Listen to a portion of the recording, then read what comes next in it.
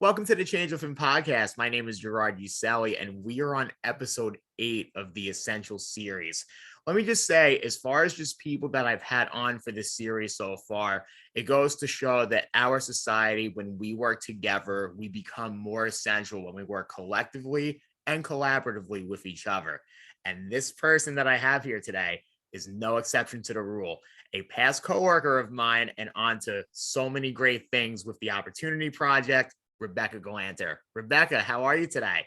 Hi, Jerry. How are you? It's so great to see you.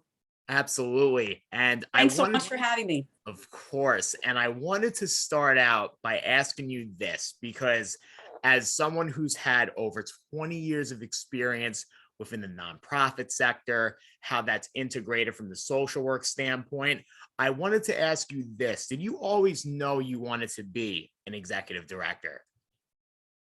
Yes, and I'm going to say I'm pretty proud of my age. So I'm going to tell you it's 34 years, Jerry. 34. Wow. Wow. Um, yes. I kind of fell into the nonprofit field. It's a long story, but I knew as soon as I started getting some experience in that world, right out of college, that it was what I wanted to do. And as soon as I saw these really great mentors that I had before me, I said, this is really what I want to do. So yeah, it's really something I've had my eye on for some time. Did you feel like being a social worker was a way to build your footsteps to where you are today? Most definitely, way back those 30 some years ago, most nonprofits, at least in the field that I was in, Jewish community centers, they were executive directors who were social workers. It was very common, actually, back then. Aside from that, my major was psychology. And so I didn't know what exactly I was going to do, but I decided that social work was very broad and you could do so much with it. You really have so many opportunities, so many different types of placements, and so many different types of experiences possible with social work. So yeah, I really felt that it was a great fit for me to become a social worker, and it was a natural thing for me to graduate to become an executive director at some point with that degree. Although I don't have the necessary empathy of a social worker as far as working with individuals themselves, however, I'm going to say this. As someone who's been around in the nonprofit fields myself and really witnessing social workers at firsthand, something that I've noticed with a lot of people working is that they really take the time, and not even so much out of obligation, more as far as just an interactive standpoint with talking to individuals that they work with in their caseload. So Mhm. I always find it remarkable to see how interpersonal people's relationships are. Well, first, let me just start by saying you are a very empathic person, Jerry. I'm gonna differ with you there, because having worked with you, you're definitely an empathic person. Um, but yeah, if you don't have that skill, it would be really difficult, first of all, to be a social worker. But um, that's step number one. I mean, if you're working with any population, and I dare say even non-social work, you have to be able to put yourself in another person's shoes, at least partially. You can't have every other person's experience. Just because you haven't had those particular experiences, though, doesn't mean that you can't envision yourself being in that position. So as an example, I would say that, if you're not in a position of being somehow disadvantaged, let's say financially or culturally or whatever it is, you should be, as a social worker and certainly as an executive director, you should be able to envision, well, what time in my life have I felt that sort of thing, even if it was frustration of that or some kind of similar type of situation or feeling that you might have experienced. And as soon as you do that, I think you can, at least envision yourself experiencing or lacking resources of some kind at some point in your life. Everybody has, if you really try, you can put yourself there. I think that also the point of communication in a lot of people's standpoints, and I'm now going to speak generally, it really takes the bridge as far as how you're able to interconnect certain aspects of people's lives with each other. Mhm. Because there will always be that conversation starter or kind of in the authenticity of people being honest about certain situations, and then witnessing on the other side, okay, how is that connection going to bridge on what this person's saying to me? There's at least more of the opening of making a conversation more of a perspective than anything. Yeah, absolutely. Listening skills, just listening for understanding, not listening for, gee, what am I going to say? Let me get ready for my, for my answer. It's tough because everybody feels on, all the time. But if you're really listening to what the person's saying and really putting yourself there, you're going to be able to relate in some way, even if you're able to put yourself in that position of listening, truly listening, you can really relate almost any person's situation to what you're trying to say, if this makes sense. Yep.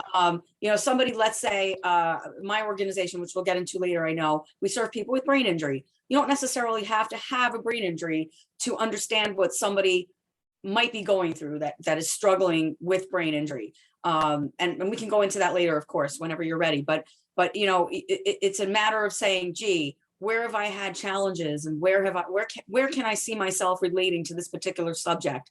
And I think people appreciate that, even if you come right out and say, I've never been in that position, but I can only imagine that you must feel this way or that way. That's really what it comes down to. And that's how the person knows that you're empathic. Absolutely. Yeah. And to kind of put it in a more general standpoint too, what does helping people mean to you? I couldn't be in a job of any sort without feeling as if I have made a difference in helping someone. I'm certainly not putting down anybody else's career or paths or ambitions, but I know for me, I need to be able to know that I've been able to make a difference in someone's life. That may not be clear every single day of my life.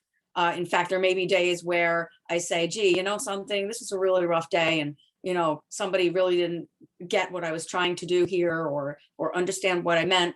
And that's okay. But overall, I know for me, I do need to know that somebody's day was made better, or I gave them a resource that they didn't know about in terms of social work resource, or something that might help them with finances, or with mental health, or whatever the case may be.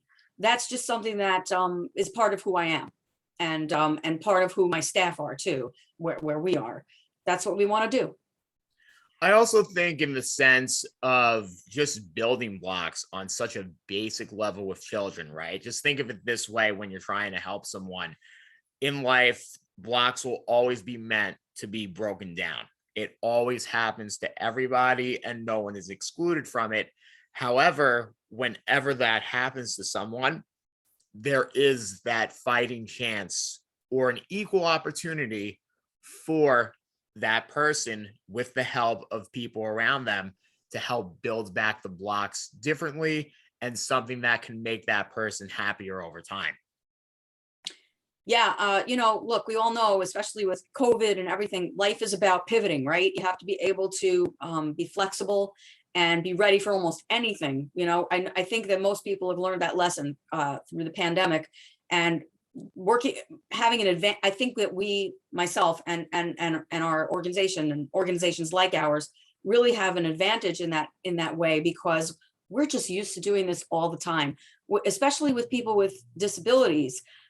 Each person has such individual needs, and each family has such individual needs, and support systems around that person are so individual, depending on what their needs are, that we really have to be very creative and very, very flexible in how we approach each and every individual. So yeah, I mean, you have to be ready to pick up those blocks and rearrange them at any given moment. It's like a constant game of Tetris So or true, Rubik's though. Cube. It's very true. Can you imagine living like that, Yeah. all the time? And I know that that's how that feels to many, many people, and many people without disabilities, by the way, these days, with, like I say, the pandemic and all sorts of challenges going on. And also, I wanted to see, as far as kind of following up with that, what's it like to see the impact of your efforts towards communities who need it most? And I would definitely say more about what you're doing now as an executive director. What's the impact? Well, I really like to hope that we have an impact every day. I think in the current day, the way we've impacted our members is that we've continued literally without missing a beat to offer services. Well, at first it was all virtual, remote services right away within days of closing. And for that, I really do give credit to our wonderful staff who were able to convert immediately. Our members needed a lot of assistance. As you can imagine, it's not so easy for somebody who, first of all, might not have the right technology, any technology at all in some cases. And if they do have the basic technology, didn't know how to use it. To even make a phone call and use a password or negotiate all that, it's very difficult. So we were able to work with our members in terms of helping them and guiding them through each and every one of those steps. And so that's how we've been able to really be flexible and work with our members throughout this pandemic. And now, because of that, we have not only virtual programs that are still happening for people who cannot get to the physical location, but we have a choice where they can come to the location and yet choose to participate remotely, even from other states, other locations. They don't have to live in New Jersey. How do you think the individuals who have been now more prone to the technology as we speak, how are they liking it? Do you feel like the reaction to it has been something of par to them that they've appreciated over time? Because of course, in technology, it takes a lifestyle to honestly get yourself acclimated. Absolutely. I think at first, I'm sure people were frustrated, but these are very, very resilient people. In fact, that's a huge emphasis this year that we have really worked with mental health issues with our members on. And so, you can do this and you've got this, and we don't want you isolated. We're going to check on you until you get on there on that video. You're going to get on there. You're going to do it. You can do this. They have benefited in unbelievable numbers of ways. It isn't just working with us on a daily basis. It's also this way, once they have that ability to have the empowerment of negotiating all of the technology, now they can not only participate in our programs, but speak to their family members regularly, call up a friend and talk, call each other, which is probably the most supportive, where our members can relate and support each other. It's different when they're not at our clubhouse, at our organization. When they're in person, there's a lot of informal conversations that go on, casual conversations, and our groups do that, but they can do that on their own, on the side, and so that whole picture there allows them to really have a world that they wouldn't have had otherwise. And way beyond COVID, I hope that they still will be able to do this. Again, even picking up the phone and having a conference call is really difficult for some people. Some people don't have a phone. Some people don't have, people assume people have computers, but we've been pretty creative and actually have really ramped up our technology as well, and been able to hook up people with resources so that they could also gain that technology. So it's been pretty amazing, Jerry.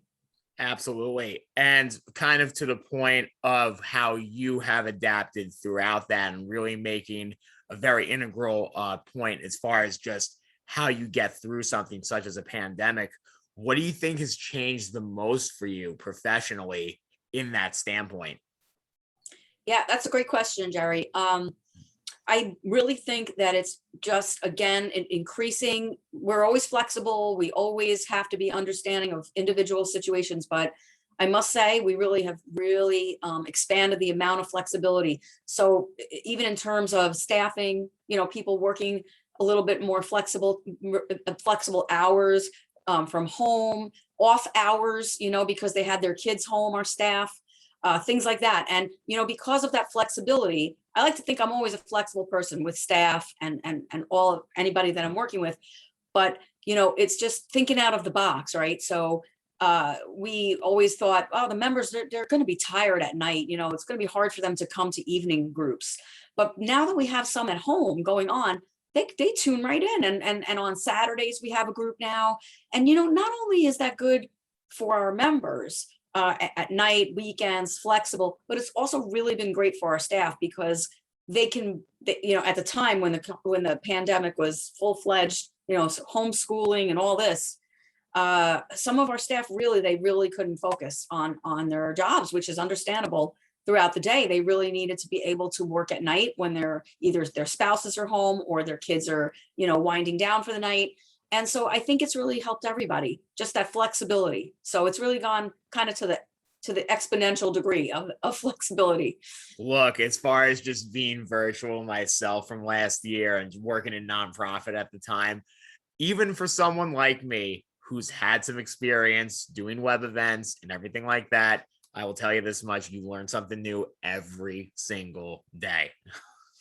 When you stop learning, that's a problem. I mean, even if it's a little something every day, little something, you can't say I know everything. There's no way, you can't. It would be like almost inhumane to do that. Like to just be like, yeah, I'm good. Yeah, watch out for that, because that's a red flag right there. No, Exactly. Really, it's true, Jerry. I mean, and it has nothing to do with age. It has nothing to do with anything. It doesn't matter what your experience are. You can't possibly. Hopefully, every day you walk away saying, that's something I didn't know. Exactly. Tell us more holistically about the Opportunity Project and how we can support. Sure, and thanks for that, Jerry. I know that you're a big supporter, so we do appreciate it. And you're having me on is meaningful to me. So Opportunity Project is a clubhouse model that serves adults with brain injury, so adults over 18. And a clubhouse model originally was based on mental health. It then morphed into brain injury. And I know there are now clubhouses for people with autism. That's in that same model. What the clubhouse model really is that the members who are the adults that we serve, they come to the clubhouse in order to maintain and keep up the clubhouse. It's really a second home to them. And I mean that quite literally, because they come to the clubhouse and work to maintain it every day in ways as such that you would maintain maybe your home. So keeping it up physically, answering phones, producing newsletters, greeting visitors, operating as I said, the phone lines, checking voicemails. The list goes on and on and on. Cleaning, maintenance of the building. And really, that's the purpose of their coming to the clubhouse. And what does all that do? Okay, so somebody with a brain injury has just experienced a life-changing experience, whether it be 20 years before they find us or whether it be two months before they find us. Generally, the person goes to rehabilitation, some type of rehabilitation services, if they're lucky enough to survive a brain injury. Okay, and this could be a car accident, a motorcycle accident. It could be a stroke. It could be a brain tumor, an aneurysm. So we're talking lots of different types of brain injury. They come to us often. Their families are very frustrated with them. Their personalities might have changed. Their friendships might have changed. They can't necessarily hold the same job, and they may need to find, and often do need to find, a new direction. And they have to be flexible and very resilient in all of that. And that's why I say they're so flexible and resilient. We guide them to set their goals, but they set their goals themselves when they come to us. And that goal can be so many different things. Finding employment, whatever their employment was before, they may need to be doing something else because they can't physically or maybe mentally, like their memory isn't the same and they can't necessarily perform the same types of jobs they had previously. They may have some goals in terms of becoming more independent. It all depends on what the after effects have been. And so not only does that help the individual, right, that helps their families and their whole support network, who are all trying to help that person get to the next step of their lives. And it's life-changing. It really is, because we have people who come to us and they're really lost. They really are. They don't know what they're going to be doing. They don't feel that they belong in the clubhouse, and it's understandable. It's sort of really scary. Who are these people? Why am I here? And it's real frightening to think that you have a brain injury and what am I doing next? But we really we're there for them, and they're there for each other, which is the most important thing.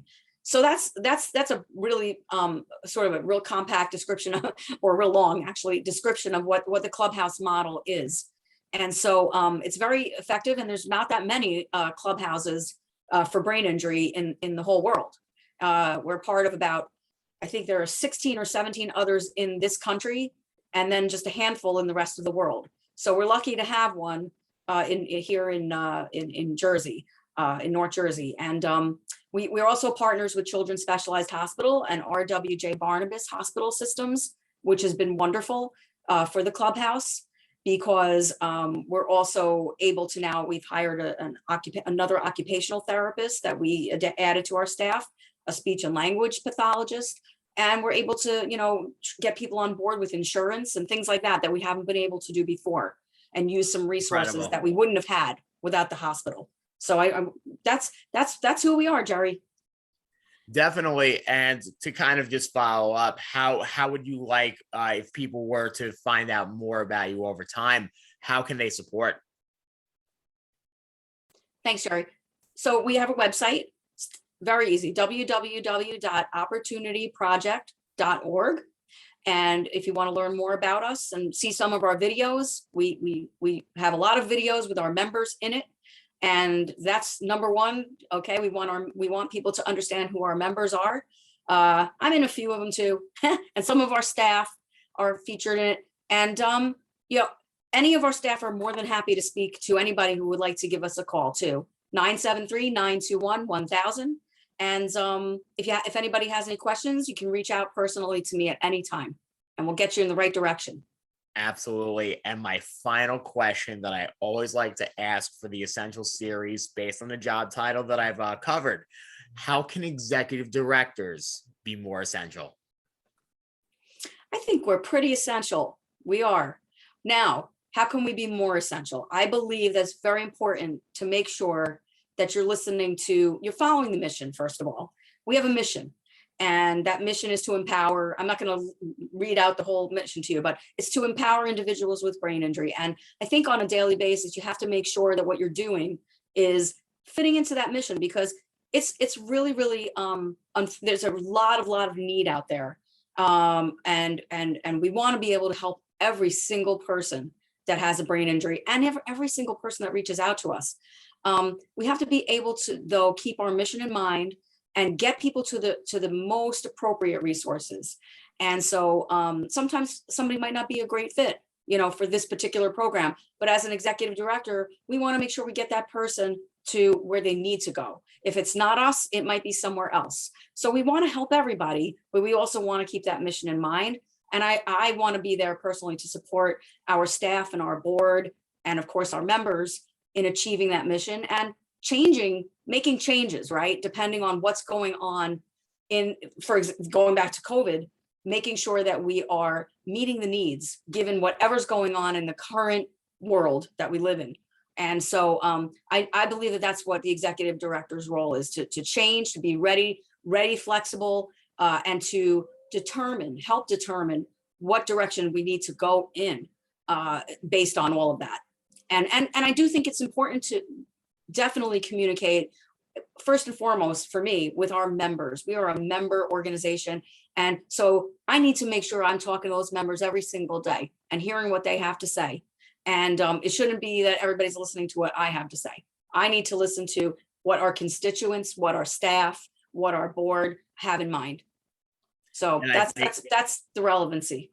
And I think in the sense of it all, it really takes a village to make something, as far as that standard, operate efficiently and smoothly over time.